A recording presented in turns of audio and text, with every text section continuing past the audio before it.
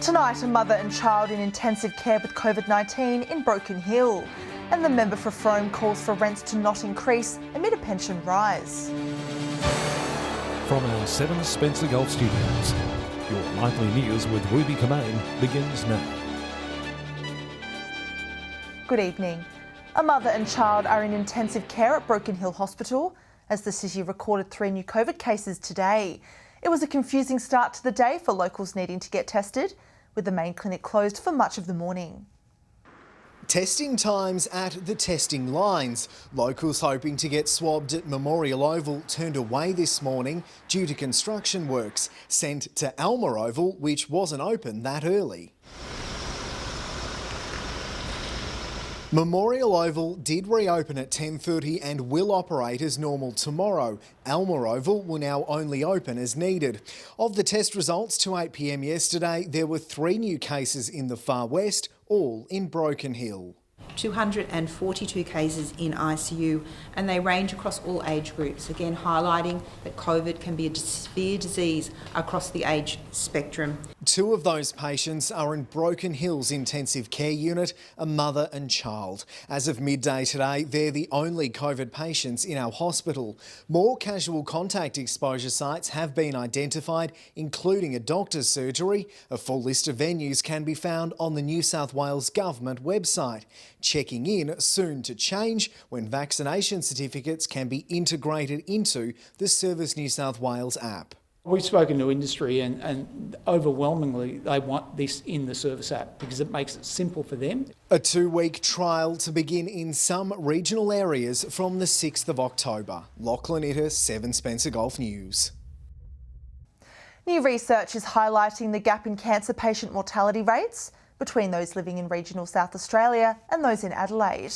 The Australian Cancer Atlas finding regional locals are losing their lives at a higher rate, with Port Augusta's excess cancer death rate at 8% above the Australian average. Researchers say the increased mortality rate can be put down to the extra pressure of travel and family life, which can lead to regional patients prematurely ending treatment. South Australia Police has advised a magnitude 6 earthquake in Victoria this morning was felt in some parts of the state. Officers say shocks were felt in Adelaide and other parts of South Australia, with no reported damage or injuries. The initial earthquake was followed by 4.0 and 3.1 magnitude aftershocks, felt as far north as Newcastle in New South Wales to Launceston in Tasmania down south. An increase in pension rates announced by the federal government could see an increase in rental payments through Housing SA, according to the member for Frome. Jeff Brock calling for the increase to be waived as people try to recover from the pandemic.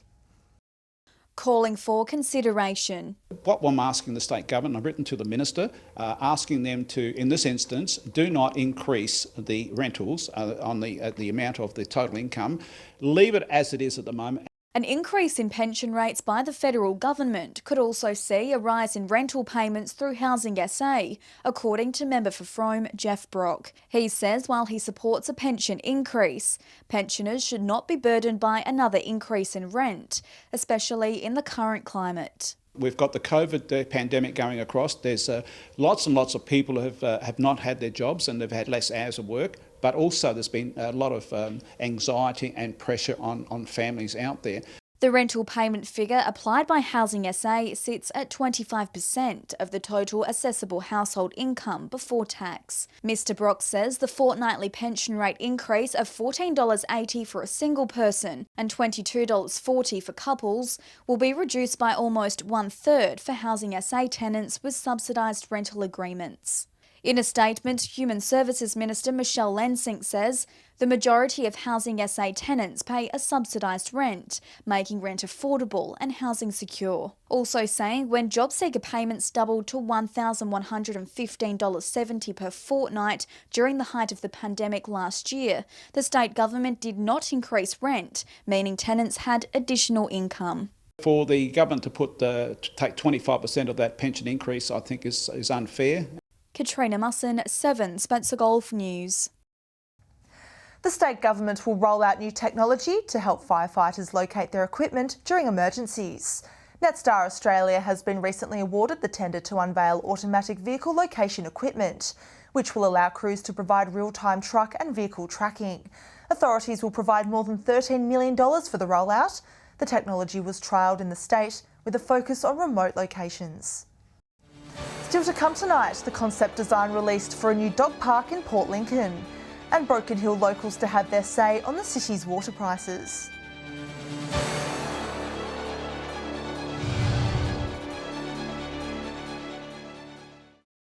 Welcome back. A new dog park is set to be unleashed in Port Lincoln as part of the council's open space strategy. Council releasing the concept design for the Nelson Square Dog Park, one of the first for the city.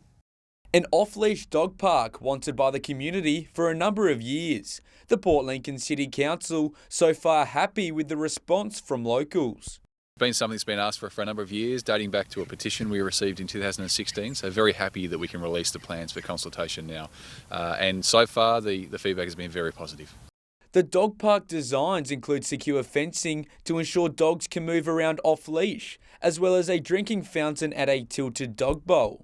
The park's designed to have walking trails and activity nodes that engage the dogs, and hopefully that helps with dogs not interacting in an unfriendly way. Funds from a recent federal government grant committed to the project. We've allocated around $200,000 and we do have a very tight time frame. We need to try and get the project complete if we can by the end of December. Some community concerns were raised after council revealed its open space strategy, identifying the option to sell off surplus open space land. Council CEO saying surplus land has not been identified on site. In this instance, we're focusing on the dog park design at Nelson Square. We haven't formally identified any land as being surplus. Next Tuesday from 5 till 6 p.m, there will be an on-site information session, allowing the community to raise any questions and concerns.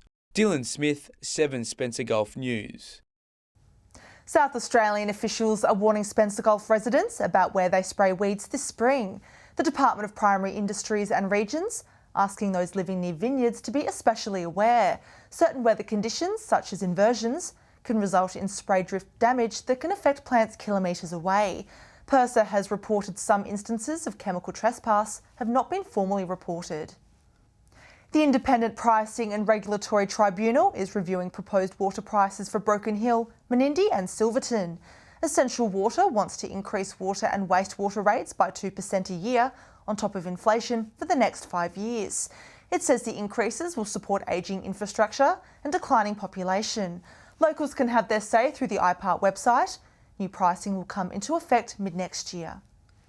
A well-known Whyalla councillor is moving to a new role within council. Irene Adair has served the community for 3 years as a councillor and will now step away as an elected official to become a council employee. She will now manage the council's governance arrangements, among other duties. In a statement, Ms Adair says she is looking forward to working with the council in her new capacity and to continue serving the community. A lifelong resident of Whyalla, she was recently the regional manager for the South Australian Housing Authority.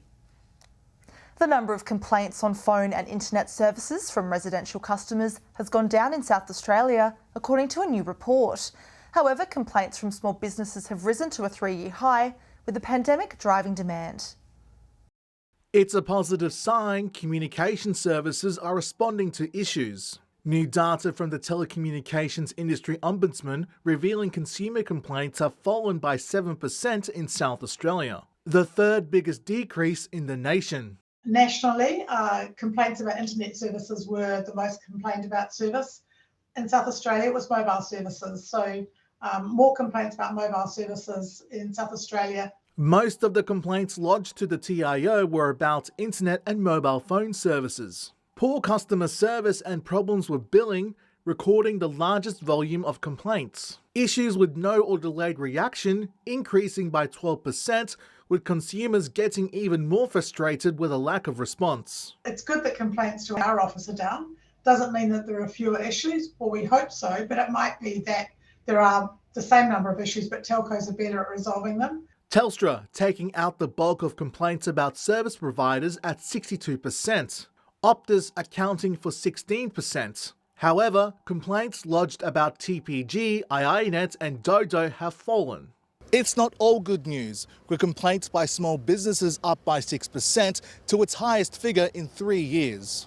The pandemic adding extra pressure on SMEs to have functioning phone, internet and mobile services. Complaints about financial loss as a result of communication service issues growing by 13%. Internet services receiving the bulk of complaints from small businesses at 20%. So the first thing to do is to talk to your telco and talk to them early and try and work it out with them.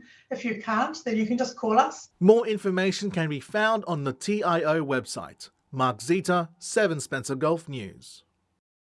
Stay with us after the break. A Broken Hill girl's efforts to raise money for cancer. And the Yata Pertley Art Gallery to sell local pieces for the first time.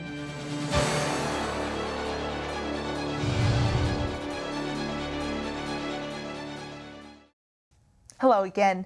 A 12-year-old Broken Hill girl is hoping to raise hundreds of dollars to support young people battling cancer. In her latest fundraising effort, Abby Kelly is encouraging locals to get behind Bandana Day. A splash of colour bringing hope to child cancer patients. It's really heartbreaking to hear some of the experiences people have had with cancer, and that's the whole reason why I do it. Abby Kelly hoping to double last year's efforts, selling 2 boxes of bandanas for Canteen, all using contactless delivery. Bandana Day is on the 29th of October this year, so I'm really hoping that we see a couple of people wearing them. We'll use this money to harness it to bring back that in-person support where we're able to, COVID permitting, and then amplify our online support and keep that going. Abby has raised more than $7,000 for charity, earning her the title of Youth Citizen of the Year on Australia Day. She's also raising money for Love Your Sister through a Crazy Sock fundraiser. But the lockdown has meant a Crazy Sock Day to be run in 10 local schools hasn't been able to go ahead yet. We just know that it will go on and we will try our best to make it happen. The charities she supports can't speak highly enough of this inspirational local. This young future leader of this country help support her and that giant heart she has to give back to the community. Lachlan Itter, 7 Spencer Gulf News. The combined Port Lincoln Probus Club is busily preparing to celebrate World Probus Day. The group hoping to encourage more older people around the Port Lincoln community to join the organisation. An opportunity for retirees in the community to meet on a regular basis. The club all about fun, friendship and fellowship. For older people and retired people to join each other in those things. And yeah, we're not having guest speakers next week. It is just for people to be informal and enjoy a day of friendship. The Port Lincoln group celebrating the day next Friday, with live music from the Boston Bay Jazz Band and a barbecue up at Puckridge Park. So anybody wants to have a sing-along and they like singing, come along. I don't sing, but I do listen. The club currently has 70 members and is always looking for more people to join. Probus offering outings in Port Lincoln and throughout the Lower Eyre Peninsula once a month. We look after the people that's involved within the club and their well-being, their happiness. Club President Paul Wilkins saying it's a great way to stay connected with the community. Puts a lot more interest into life when you've got other people who can talk about times that you talked about. Probus is encouraging anyone thinking of joining the group to come along and meet some of the members. Dylan Smith, 7 Spencer Gulf News. Following a COVID hiatus last year, Heartfield Day returned yesterday, putting on sessions for growers throughout the day. They're now planning to bring the event back next year to celebrate a major milestone.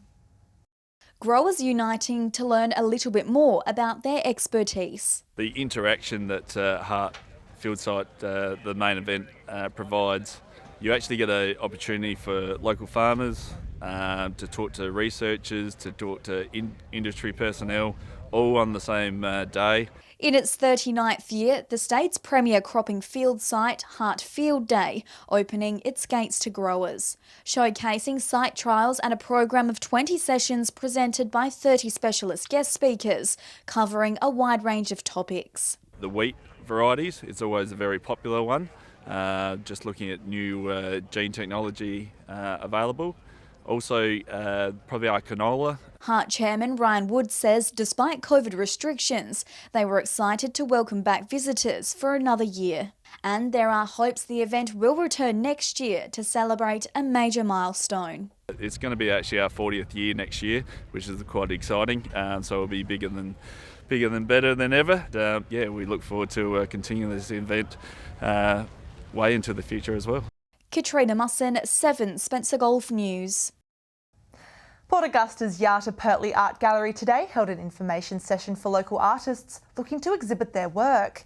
The gallery planning to create a new retail art space for the region's creators. Providing local artists with a livelihood.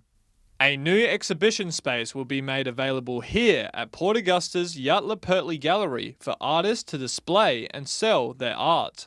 We're going to hold one of the galleries as a shop outlet for artists to sell their works to the public leading into the Christmas break. The new exhibition space set to be displayed from the start of December through to the end of January next year, with the gallery now seeking artwork submissions of any form. It is very important that we support our local artists, especially with COVID that's happening. There's not much sales, so to get behind them and support them is really going to benefit them. Accepting art types such as wood carvings, paintings, screen printing, glass blowing and photography. We just put it out there because art doesn't have a limit really. Local artists attending an information session today to find out more. Sessions that we've got going as well, and just picking up a package, looking through it, going through it with myself or somebody else from Yata Pertley and filling that out. The gallery saying there is no higher fees for artists to display their creations, encouraging them to reach out for more information. Edward McCarroll, 7 Spencer Golf News. Stay with us after the break. Lachlan Itter will bring us all the prices at the Bowser. And we'll have all the weather details with Alex Sykes. See you again soon.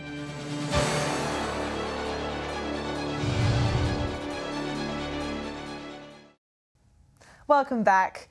Drivers across our region have been enjoying savings at the Bowser for a number of weeks, but that's now changed with prices in every major centre going up. Here's Lachlan Itter with this week's Fuel Watch.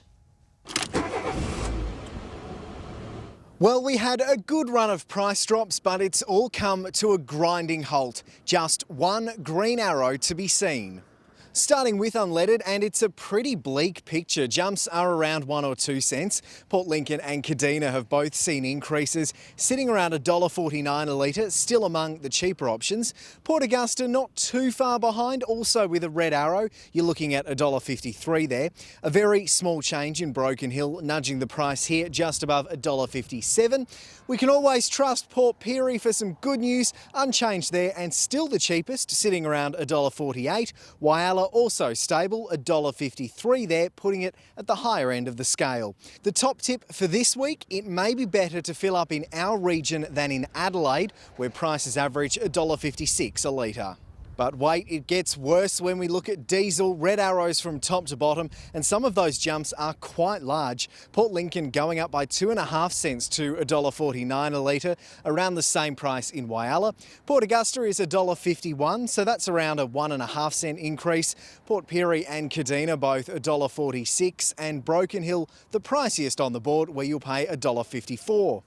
Finally to Autogas, where if you pull out a magnifying glass you will spot the only price drop this week.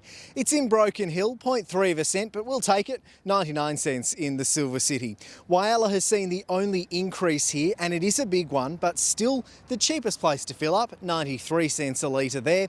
Port Lincoln just under $1. Those on the York Peninsula or at the top of the Gulf are still above that. Now remember that these prices are the regional averages and do not reflect any one particular outlet. And if you do spot unleaded, diesel or Autogas cheaper, be sure to let us know on our Facebook page. Time now to take a look at what's happening in the weather. Here's Alex Sykes.